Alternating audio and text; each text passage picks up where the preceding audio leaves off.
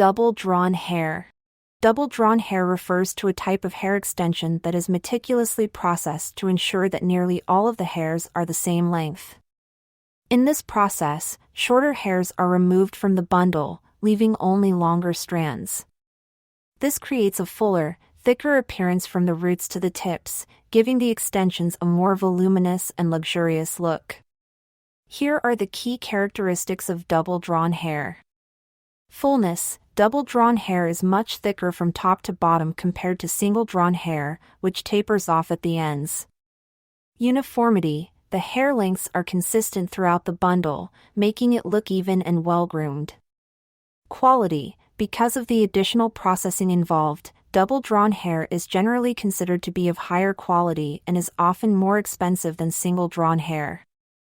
Appearance. It provides a more polished and natural look, especially for those who prefer a thicker, more voluminous hairstyle. Double-drawn hair is ideal for those who want a consistent, thick appearance and are willing to invest in higher quality hair extensions.